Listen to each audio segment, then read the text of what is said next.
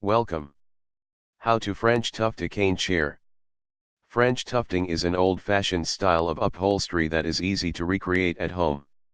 You can use this elegant antique look to dress up an old cane dining room set or a barrel chair, even if there are minor rips or breaks in the caning. This upholstery method doesn't require a sewing machine or any special materials. It can be done in an afternoon, and you do not need to have previous experience in reupholstering furniture. Instructions. Things you'll need: craft paper, pencil, polyfilled bed pillow, scissors, ruler, staple gun, staples, cardboard, upholstery fabric, upholstery needle, upholstery thread, duct tape or packing tape, upholstery nails, hammer. 1. Lay craft paper against the chair back to be upholstered and trace the outlines. If the chair back is perfectly square or rectangular, you can measure it and draw the same dimensions on the paper, but often chairs have a curve or angling to the back that can't be seen until you trace the panel.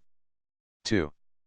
Slit one of the short seams of the pillow and slide the pillow down over the chair back, with all the stuffing in front of the chair and just the fabric coming down behind the back. Pull the pillow down until the top seam touches the top of the chair back, even if this causes the bottom to bunch up against the seat. 3. Fold up the fabric at the bottom of the pillow until the fabric comes only as far as the bottom of the chair back.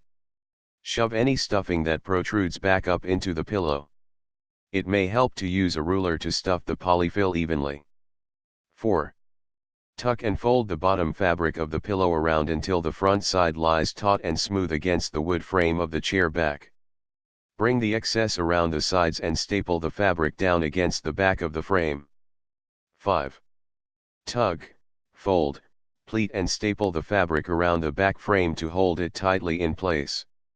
This creates a smooth, very full front cushion and a messy, bunched back but keeps all the stuffing at the front of the chair. If desired, you can pull some of the stuffing back over the top edge of the chair to create a bolster effect. Make a small V-shaped slit in the top fabric of the cushion to redistribute the stuffing evenly, if needed. 6. Cut a piece of upholstery fabric that is 5 inches larger in all dimensions than the chair back pattern you traced in step 1. Cut another piece of upholstery fabric that is 2 inches larger in all directions than the chair back pattern. Cut a piece of cardboard that is 1/2 inch smaller in all dimensions than the chair back pattern. 7. Lay the larger piece of upholstery fabric centered over the front of the chair back and pull it around to the back, stapling it in place at the back of the frame. If possible, compress the stuffing further with this layer of fabric.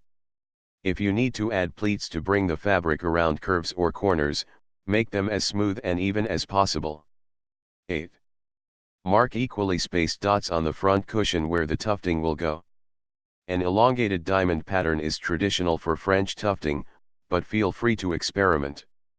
9. Thread the upholstery needle with a doubled piece of upholstery thread roughly 2 yards long. Press the needle in from the front of the chair back through one of the dots and out the back of the chair. You may need to use your other hand to compress the polyfill enough to get the needle through. Bring the needle through again from the back to the front, about 1/4 to 1/8 of an inch from where it entered. 10. Pull the thread through until only about 6 inches of the tail is visible. Tie the 2 front sections of thread into a single knot and pull the knot as tight as possible to create a deep dimple in the chair back. When the dimple is as deep as it will go, tie a second knot to lock the thread in place. If desired, you can reinforce this with 1 or 2 more stitches, crossing back over the first stitch and knotting tightly each time. 11. Repeat steps 9 and 10 for each marked tufting point. 12. Lay out the smaller piece of fabric you cut in step 6 with the wrong side up. Center the cardboard piece you cut at the same time on top of it and wrap the fabric up around the cardboard. Secure all the edges of the fabric to the cardboard with duct tape or packing tape. 13. Set the covered cardboard piece over the back of the chair and center it so that it conceals any staples or folds of fabric. Attach the back piece to the wooden frame using upholstery nails.